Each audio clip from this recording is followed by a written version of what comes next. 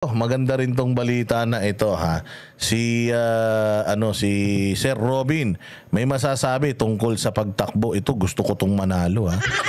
Ilagay niyo yan ha, si Jimmy Bondok. Naku po, kumpleto po ang Ricados ni Jimmy Bondok. Siya po ay isang magaling na artista, magaling na singer pala, magaling na kompositor. Siya po ay dating nasa gabinete ni PRRD. Hindi po ito bumaliktad kay PRRD. Siya ay PRRD mula't mula hanggang huli. Hindi po siya nagpabudol. Noong pong kampanya, si Isko ang kinampanya namin dahil ayaw niya sa adik. Dahil naniwala siya kay PRRD. Oh, at ito si Jimmy Bondo, kamakailan lamang ay pumasa sa bar exams.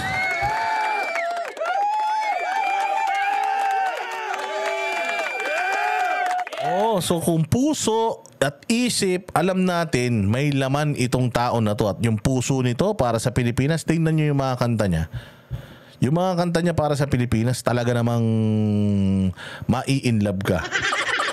Oh, kaya ito, bakit daw kasama si Jimmy Bondok sa line-up ni PRD sa PDP? Ayan na, pasok, Senator Robin.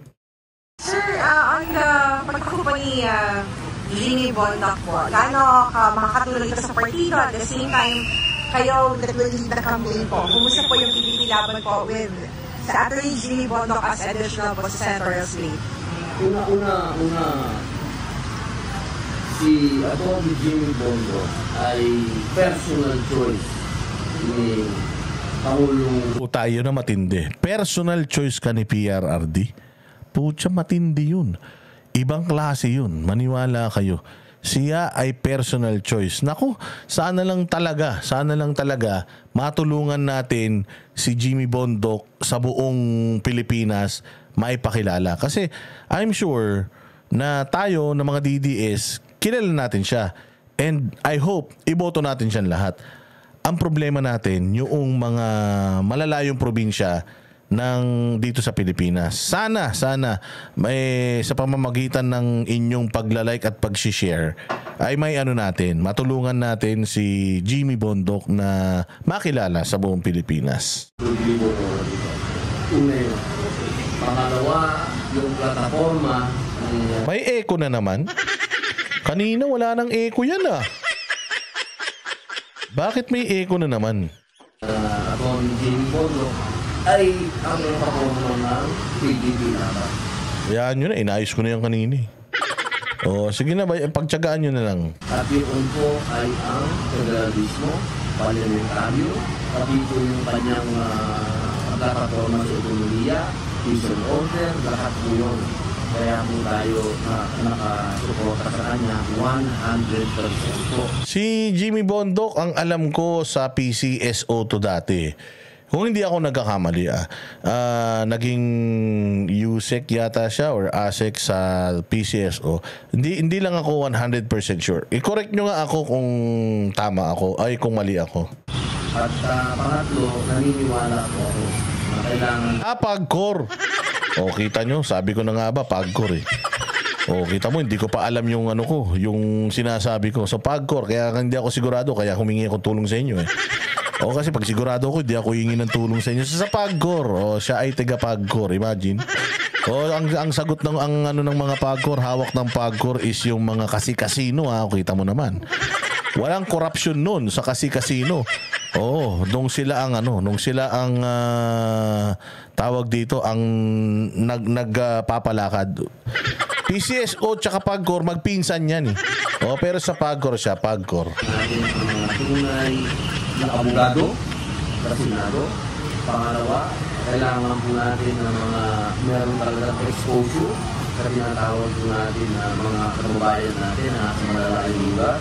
Dahil sa po ay isang singer at sa pinakaikot na sa buong Pilipinas. At alam ko po na sa panahon ngayon na gusto natin ng pagbabago, maglagay tayo ng bago. Sir, the possibility na, may possibility pa ba for another Duterte in the Senate slate po? Ay, hindi po ako tigil magdasal gabi-gabi. Talagang ang pangarap ko po, lalo na po nung nabasa ko na kakandidato na ng mayor ang ating dating Pangulo, sabi ko siguro ito na ang pudiyat, baka Ayan sabi ramdam daw yung sincerity sa kanya na gusto magsilbi, sabi ni Mayor. Kaya gusto nila si Jimmy. Hindi, totoo talaga yan, ma'am. Si Sir Jimmy, ano namin yan, na-meet na namin yan, nakausap na namin yan, nakasama na namin yan. Talagang para sa bayan yan. Maniwala kayo. Kaya nga rin yan kaya nga rin niya tinapos yung kanyang pag-aabugas siya dahil hindi para tumakbo pero kasi alam mo yun, parang somewhat makukumpleto nun yung kanyang adhikain sa buhay na makapaghatid ng magandang serbisyo para sa bayan, whether siya ay maging kawani lang ng gobyerno or maging consultant man lang or maging supporter, pero sobrang hindi huminto to si Jimmy. Alam mo, ang hirap mag-aral. Lalong-lalo na kung artist ka, tapos nagtatrabaho ka pa, ang hirap. Tapos abugas siya pa to, kaya alam ko na magaling tong tao na to. Kasi magsinano na o dito. Sana po isang Duterte ang makasama ng ating mga kandidato. Sana po. Sabi nga ni Senator Robin,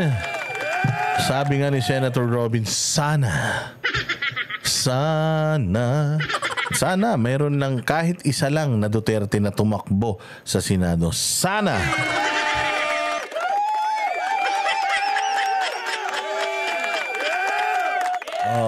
Totoo yan. Naku po.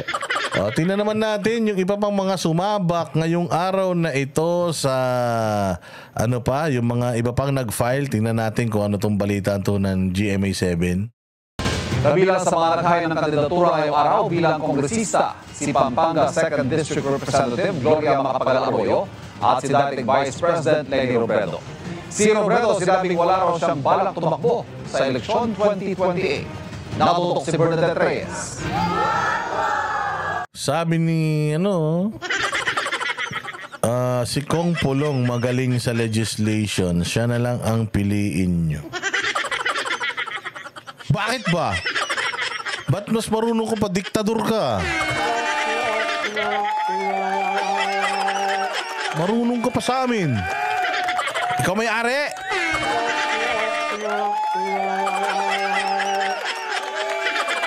Alam mo, ikaw may ari Bakit? Gusto namin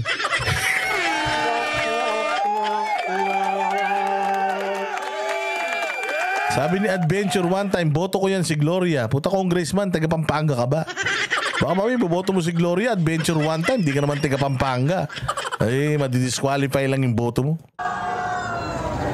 Sinalubong ng palakpakan at hiyawan si Pampanga 2nd District Representative Gloria Macapagal Arroyo nang maghain ngayong araw ng Certificate of Candidacy. Oy, ayaw na daw ni Kong Pulong sa Congress. Oy, bakit tuwakbo siyang Congress? Kayo talaga, gulo nyo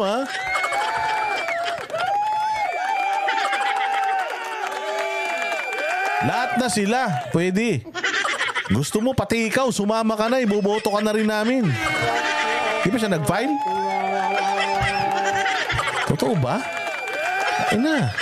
Niloko na naman ako ng mga viewers ko Tangin na niya, nag-file na daw si Pulong ng Congress.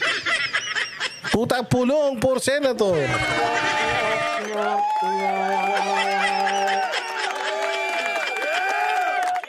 Pulong na tayo Pulong. Pulong na tayo for Senator Wala nang wala na atrasan yan Ano bang problema nitong chat? Wait lang, ayusin ko. Sige, ayusin ko yung chat. Wait lang napaka-choosy ng mga ko, kala mo nagpapakulay.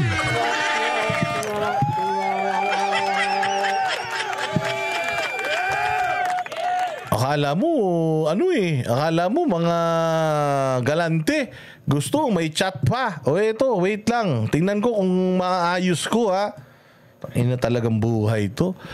Ako na yung ako pa yung technical. Ayan, tingnan natin. Ayan na ba? Ayaw yung pa din yung pa din. Wag na kayong makulit. Umayaw na siya.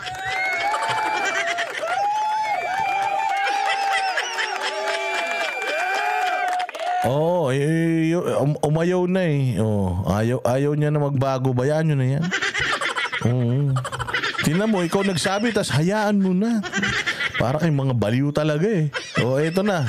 Si Pulong, for senator. Si Baste, for senator. Si Sulaiman, mag-senador na din.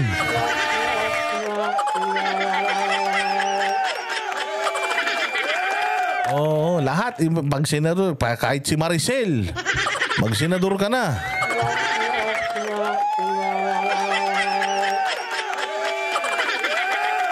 Sige, pasok. Sa San Fernando, Pampanga, tumatakbo ang dating Pangulo bilang kongresista. Nag-ailing kanina ng COC si dating Vice President Leni Robredo sa pagkaalkalde ng Naga City, Camarines. Ayan, gawin nating ano niya nun? Gawin nating rosas. Gawing rosas ang kulay ng naga. Tutain na. May magagawa ka dyan, Leni. Tama yan. Diyan ka na lang sa naga. Huwag ka na magtakbo-takbo sa Pilipinas, ha? Diyan ka na lang. Tapusin mo yung 3 termino, ha? Gawing rosas ang bukas.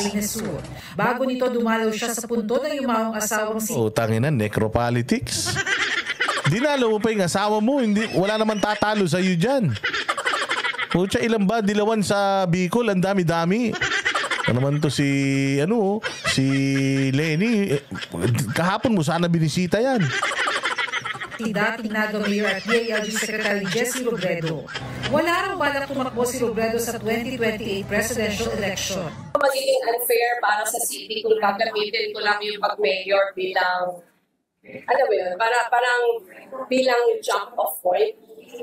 Tingin ko hindi ako magiging effective mayor pag ang iisip ko agad yung 2028. Kasi baka lahat PR na lang yung gawin ko. Kung if ever na magkaroon ulit ng opportunity in the future, kailangan nakabase yun sa performance ko as mayor. Hindi dahil pinagplanuhan ko. Alam mo, pero in fairness Leni Robredo, mahusay ang ginawa mo. Bakit? Mahusay ang ginawa mo, Leni Robredo, kasi kailangan talaga meron kang experience sa executive. And ang pagiging mayor ay parang trabaho yan ng pagiging presidente. So tama yan, na yan ang gawin mong experience, tapusin mo yung 3 termino mo. Tapos mag-retire ka na, ganun. Marjorie Maniago, konting liwanag lang, Boss Dad. Mabuti ka pa, may paliwanag kang dala. Yung iba rito, demanding, wala namang mga bisa. Diba? Dapat tama yan na ginagawa mo, Leni Robredo. Mag-practice ka sa naga. Tapos, 3 term yun. So that's 3, 6, 9 years. After nun, mag-rest ka na. Huwag ka na mag-presidente ng Pilipinas pagtapos mo mag-practice.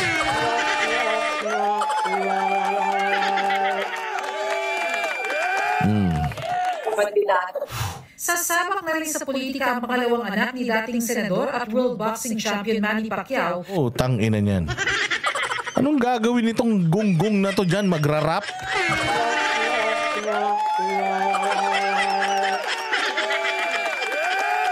Putang ina, nag-try mag-boxing ang mga tulonggis na to, hindi sumikat.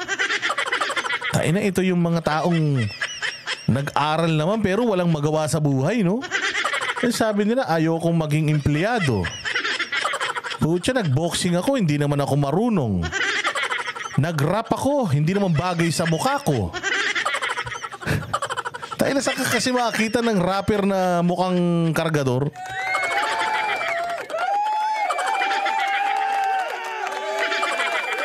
Tapos sabi niya, ano lang gagawin ko? Putang ina niya, magpolitiko na lang ako. Magpolitiko na lang ako para may magawa ako sa buhay ko.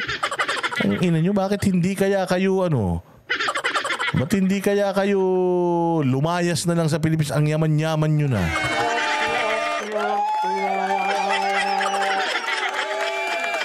Makapintas ka naman, bakit? Anong paki mo? Ha? Shota mo ba to, si Michael Pacquiao? Gago, kahit sumipsip ka dyan, di ka kilala niyan. Joyce Adventure, salamat kaayo. Oo, salamat kaayo ha, kay Joyce Adventure. Yung Jensan ba ha? Ito sa mga taga Jensan, maunlad ba Jensan? Di question lang ha, maunlad ba ang Jensan?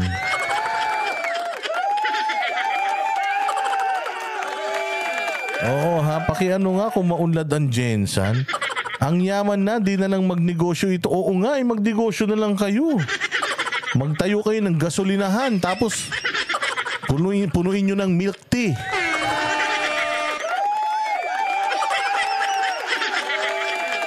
So hindi pa din maunlad ang Jensan. Ang tagal-tagal ng senador ng tatay nito, nag-congressman pa. So dadagdagan pa ng isang Pacquiao. Diyos ko, si Bobby Itlog, ano din yata eh. Congressman din ba si Bobby Itlog sa probinsya nila sa Jensan? Kilala niya si Bobby Itlog, yung kapatid ni Pacquiao na hindi rin marunong mag-boxing, puros magaling lang mang itlog. Lahat ng yung kalaban niya sinusuntok lang niya sa betlog. Kaya tawag namin doon si Bobby Itlog eh. Oo, iniito. Bobby Low, di ba? Di ba Diego Latigo? Kaya tawag namin doon Bobby Itlog. Lahat ng kalaban niya iniitlogan niya. Mayor ang asawa noon. Tayo na isipin mo yan. Si Bobby Itlog nagkakaasawa pang mayor. Puta, yumaman ng mga to, no? Ay, nako, Diyos mio, ewan ko. Na si Michael Stephen Pacquiao. Naghain ng COC bilang konsehalan General Santos City si Michael kasama ang ama at inang si Jinky. Inan to si Manny Pacquiao, nakapansundalo pa puta. Akala mo lumaban sa gera eh.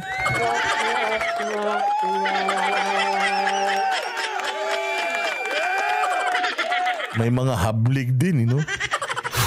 Sa Makati City, naghain ng COC sa pagka-mayor si Congressman Luis Campos, mister ni Mayor Abby Binay. Makakalaban niya ang hipag na si Senator Nancy Binay. Ang ganda sana, no? Kung ang naglaban sa Makati, si Abby Binay tsaka si Nancy Binay, no? Putang ina, kahit summer, makulimlim.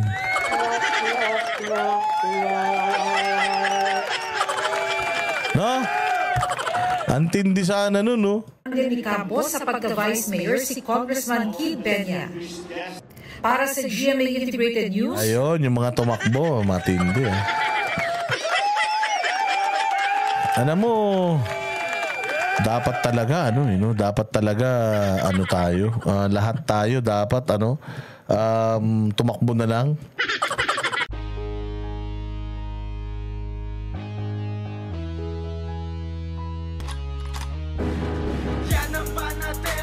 Walang inuurungan. Pag tama palakpakan, pag mali ay babanatan. Yan ang Banateros, boses ng ordinaryo Pilipino. Banateros ay walang maka